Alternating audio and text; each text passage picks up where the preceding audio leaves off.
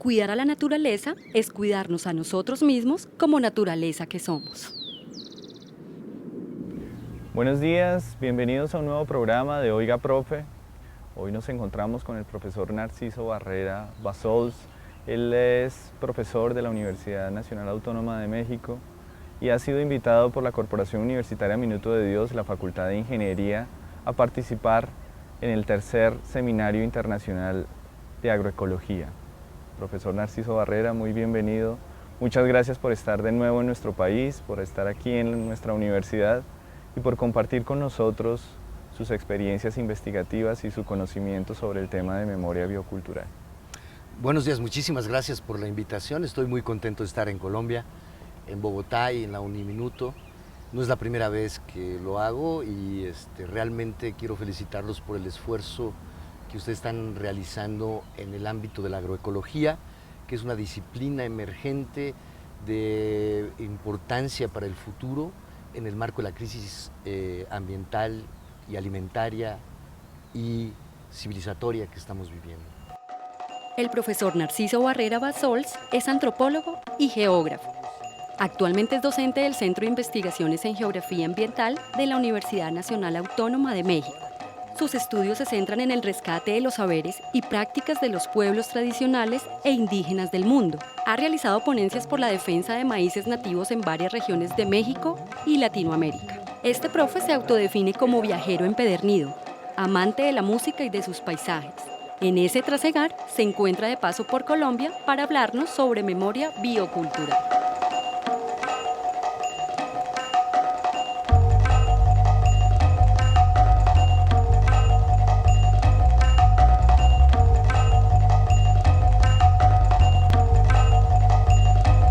El término de memoria biocultural no es un término muy usado, digamos, en el amplio espectro de la población, y por eso quisiera que comenzáramos un poco aclarando en qué consiste la memoria biocultural. Cuando he revisado sus trabajos, sus investigaciones, no he podido evitar reconocer allí en algunos de sus fragmentos una cierta relación con lo que nos presentaba la película de Avatar del director norteamericano James Cameron, en donde unos pueblos aborígenes, habitantes de un planeta llamado Pandora, tenían un vínculo, una relación muy estrecha con su ecosistema, con su planeta, y cómo esa relación se veía en riesgo, ese equilibrio existente se veía en riesgo por la intervención de los humanos movidos por una obsesión y una ambición profunda. ¿Hay allí en esta película algunos elementos que nos permitan reconocer en qué consiste esto de la memoria biocultural? Por supuesto, me parece una buena película, me parece que Avatar y Cameron son, digamos, una buena metáfora para explicar esto que llamamos la memoria biocultural. El concepto biocultural es un concepto recientemente acuñado. Lo que intenta este concepto es volver a unir a la naturaleza con la cultura, por eso lo biocultural. Esto en el sentido de que a lo largo de los últimos 100, 120 años del desarrollo científico, la ciencia positivista separó a la naturaleza de la cultura, dividiéndola en ciencias naturales y ciencias sociales. Las ciencias sociales no se habían considerado como ciencias, sino como artes, como humanidades, y lo único que tenía un carácter de rigor científico era aquello dedicado a la naturaleza, ¿no? Esto en la realidad de la cotidianidad de nosotros como especie no es correcto, porque nosotros vivimos en la naturaleza, vivimos con la naturaleza y somos naturaleza. Nosotros somos una especie más de la naturaleza, por lo tanto, en la historia de nuestra especie, que no tiene más de 300.000 años, el grueso de nuestro caminar por el planeta, habiendo nacido en África, ha sido como cazadores-recolectores. De los 300.000 años, alrededor de 290.000 años, nuestra especie vivió y sobrevivió y se expandió por todo el planeta, fungiendo como cazador-recolector y después como recolector-cazador, hasta que hace unos 10.000 años, en la Revolución Neolítica, nuestras sociedades ancestrales se dedican a la agricultura. Y es hasta hace unos 300 años cuando el desarrollo industrial y el desarrollo urbano nos despegan, de alguna manera nos separan de esta naturaleza. De hecho, entonces, la memoria biocultural lo que significa es esta herencia, este recuerdo que nuestra especie tiene sobre nuestro paso por la Tierra. Y aquí es muy importante señalar que esta memoria es una memoria individual, es una memoria social, es una memoria civilizatoria, pero además que está contenida en una memoria genética y en una memoria biológica. Todos los componentes de la naturaleza tienen un recuerdo, tienen una memoria, los genes. Sí. Los genes tienen una memoria, las especies tienen una memoria y nosotros como especie tenemos una memoria, pero tenemos un cerebro que es muy peculiar y que nos permite recordar y que nos permite, al poder comunicarnos a través de la construcción de idiomas, hablar sobre estos recuerdos. Y estos recuerdos tienen un significado muy importante porque precisamente como especie lo que estamos recordando son los momentos más felices o los momentos, las coyunturas, los eventos del pasado que no son oprobiosos, que han sido terribles. Sí. Un terremoto, un tsunami, el cambio climático, en fin. Y ese recuerdo nos permite entonces adaptarnos a estas sorpresas que nos da la naturaleza o el resto de la naturaleza.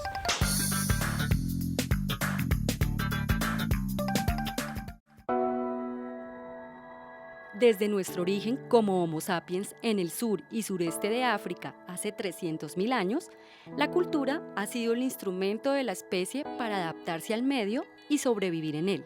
Entonces, aunque la cultura nos diferencie de otros seres vivientes, también nos alinea con ellos porque la cultura está al mismo nivel que las alas de las aves, las agallas de los peces, las garras de los felinos o la trompa de los elefantes.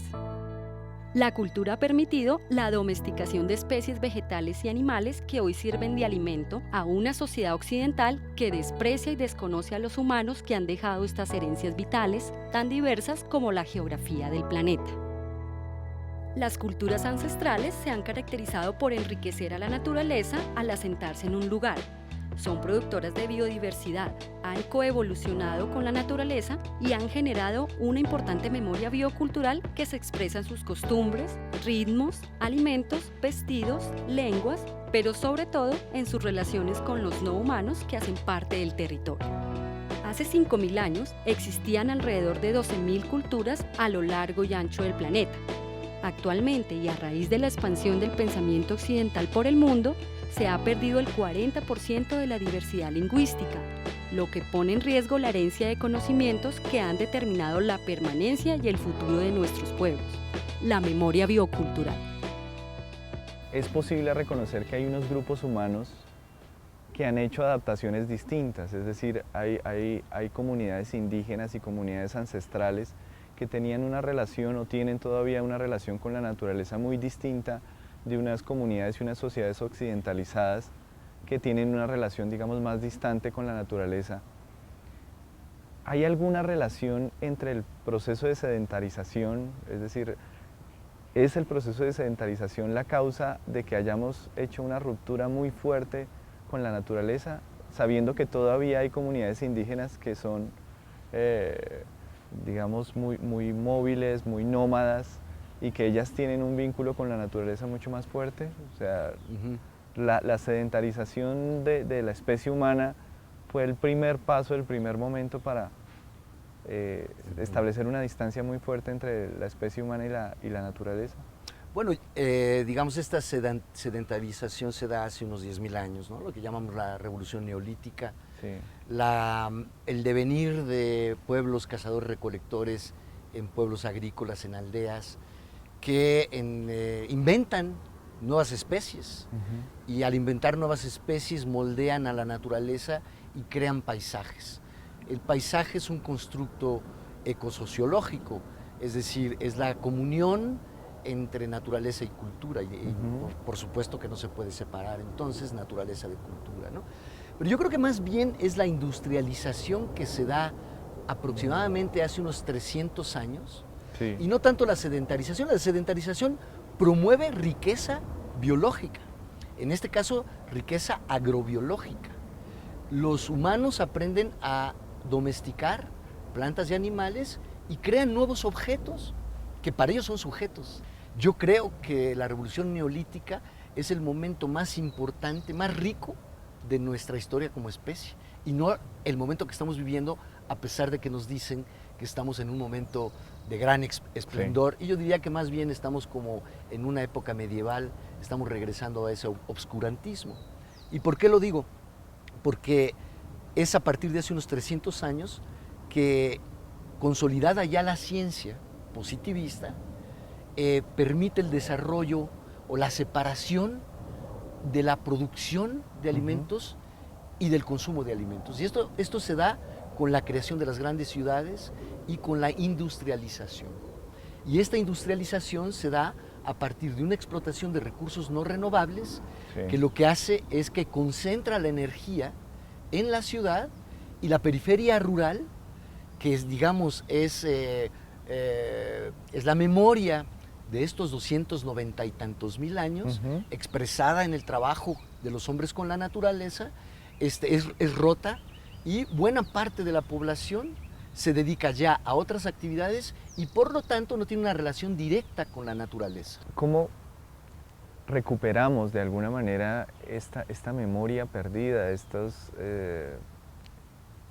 vínculos que se han roto entre el hombre urbano, el hombre moderno y la naturaleza? ¿Hay alguna manera de volver a acceder a la memoria biocultural? Y lo pienso en dos sentidos. ¿Hay alguna manera de generar conocimiento académico? ¿Hay alguna área académica que se preocupe por reconstruir ese conocimiento basado en la memoria biocultural? Y también en la cotidianidad, ¿hay alguna manera de recuperar esa memoria, ese conocimiento perdido de alguna manera? Pues yo considero que estamos en los últimos minutos de la historia de la especie, si no volvemos a recordar, es decir, nosotros los urbanitas, nosotros los del pensamiento occidental, nosotros los que hemos materializado a la naturaleza, la hemos secularizado y no le damos un carácter sagrado y la consideramos como una naturaleza demente. Lo que sucede frente a los otros, a los pueblos indígenas, a los campesinos, que siguen considerando a la naturaleza como una entidad inteligente, como un ente inteligente, con capacidad volitiva, con agencia, con capacidad de establecer diálogos con los humanos, ¿no? Nosotros hemos roto con eso.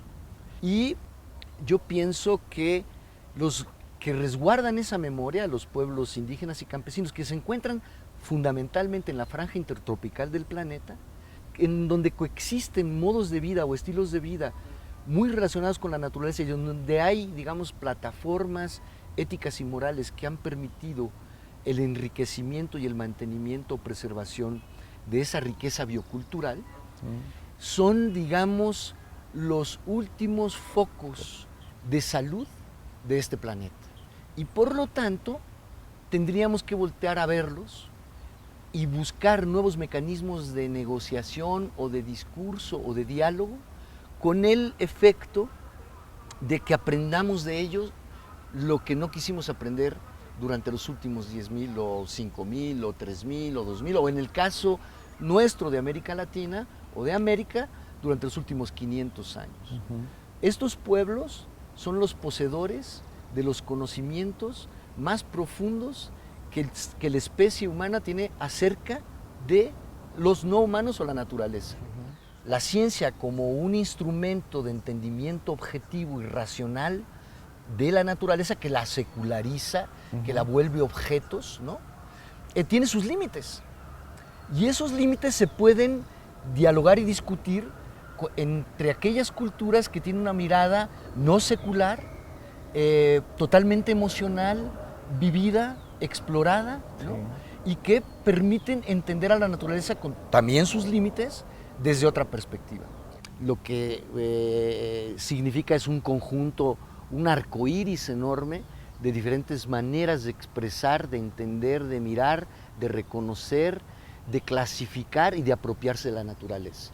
Y también la ciencia es diversa, pues. Hay comunidades epistémicas que difieren de formas de expresar lo que encuentran en cierto objeto, ¿no? Y hay debate en la ciencia. Pero, sin embargo, tienen sus límites por su propia historia, ¿no? Entonces, el diálogo de saberes implicaría que este conjunto de conocimientos que la especie humana tiene sobre la naturaleza y sobre sí mismo, que sería la memoria biocultural, Sí. se pusiera en juego del diálogo. Y entonces ese juego del diálogo permitiría sinergias. ¿Qué son las sinergias? Sino la búsqueda de una forma más completa de entender a la realidad en función de lo que sabes tú y lo que sé yo, para que ese conocimiento a través del diálogo sea mucho más completo.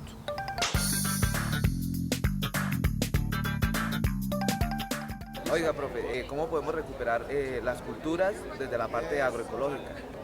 Sí, mira, precisamente la amnesia es el resultado de la separación de nosotros los que vivimos en la ciudad con la naturaleza, no somos trabajadores directos con la naturaleza. Entonces eso ha producido una especie de desmemoria, ya no reconocemos a la naturaleza y tenemos un pensamiento que tiene que ver con que la naturaleza, digamos, es un ente demente, ¿no? Cuando es inteligente. Y la agroecología es una vía y una transición hacia las búsquedas de recuperar esa relación que tenemos directa con la naturaleza. Una manera, me parece, es la producción agroecológica urbana y periurbana, porque precisamente es posible producir alimentos en la ciudad y en los contornos de la ciudad, y eso nos ayudaría mucho a jóvenes, niños, viejos, mujeres y hombres a regresar a tocar la tierra, a producir nuestros alimentos, a cuidar a la naturaleza, a dialogar con ella y a reverdecer nuestras ciudades. La etnoecología es el estudio integral de las creencias, conocimientos y prácticas de un grupo humano. Surge como un método científico útil para entender los procesos de apropiación de la naturaleza por parte de la especie humana. En este sentido, las etnociencias son las ciencias bases de la memoria biocultural y nacen de la crisis ambiental provocada por la ciencia y el hombre moderno. Estas nuevas disciplinas se indisciplinan al buscar restablecer las relaciones naturaleza-sociedad que la ciencia occidental ha fragmentado, entendiendo que somos naturaleza, que no somos superiores a otros, que es imposible seguir viviendo tratando a la naturaleza como un piso de fábrica, y finalmente, entendiendo que hay otras ciencias y otros mundos posibles en este planeta que algunos se empeñan en homogenizar. Es necesario seguir caminando hacia una revolución epistemológica, donde el papel del científico sea el de acompañar procesos donde los sujetos puedan enseñar e innovar desde la tradición, estableciendo diálogos de saberes, construyendo conocimiento científico ya no en los laboratorios de la universidad, sino desde los territorios de la pluriversidad, donde los aspectos técnicos pasen a un segundo plano y sea la cultura la que cobre relevancia. Para este diálogo de saberes es necesario entender que los pueblos indígenas no se quedaron en el pasado, sino que son contemporáneos. Han sido testigos de los cambios en las sociedades y son un libro abierto de nuestro paso por el planeta. Es en la riqueza biológica, natural y cultural donde reside el futuro de nuestros pueblos. Vivimos en un contexto de sistema económico de capitales, en donde todas estas experiencias agrícolas son puestas al margen, son invisibilizadas, como usted lo ha mostrado, son oscurecidas, no solamente por la ciencia, sino por los dispositivos económicos existentes. Entonces, ¿qué posibilidades reales tienen estas experiencias de tipo comunitario, de tipo rural, de tipo indígena, de mantenerse en este contexto tan adverso, de sobrevivir y de proponer realmente algo a la sociedad para que sean miradas y valoradas de una manera distinta? Sí, ahí hay tres cuestiones que yo quisiera comentar. La primera es que estos sujetos ya son sujetos políticos. Estos sujetos son emergentes. Esta emergencia es política porque ya estos pueblos han dicho ya basta. Sí. Es decir, en toda Latinoamérica y especialmente en México, en el movimiento zapatista en 1994, a raíz de la firma del TLC en México, se levanta los zapatistas diciendo ya basta, no queremos más de lo que ustedes nos quieren vender sin preguntarnos si nosotros queremos comprar. Esta emergencia política de estos pueblos demuestra tres cosas. La primera es que ellos no viven en el pasado, son contemporáneos igual que nosotros somos contemporáneos. Ellos no viven como una fotografía de manera estática, sino que cambian, se adaptan y adoptan costumbres, etcétera, exógenas, ajenas, en función de las situaciones económicas, políticas, culturales en boga, ¿no? Es decir, son sujetos políticos que dicen lo que hay que hacer es defender la diversidad. Ya no más procesos de homogeneización que nos propone la globalización neoliberal. Lo que nosotros proponemos es un planeta con muchos mundos porque todos los mundos son posibles. De tal manera que esa actitud de emergencia como emergencia política nos permite a nosotros establecer un nuevo diálogo con sujetos no pasivos, con sujetos que están reconstruyendo su pensamiento, están innovando su relación con los otros y esos otros quieren que seamos un nuevo nosotros. Eso es lo que a mí me parece que es muy importante. Y bueno, yo lo puedo hablar en cuestiones muy específicas en Colombia.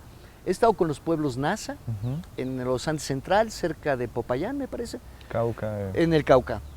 Y he tenido la ocasión, me han invitado las autoridades de los pueblos Nasa a dialogar sobre una universidad que ellos están construyendo, que se llama la Universidad de la Vida. Esa universidad no tiene edificios, no tiene aulas. El territorio Nasa es la universidad.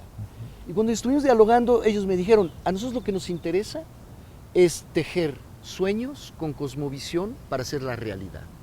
La cosmovisión sería, digamos, como el piso ético y moral.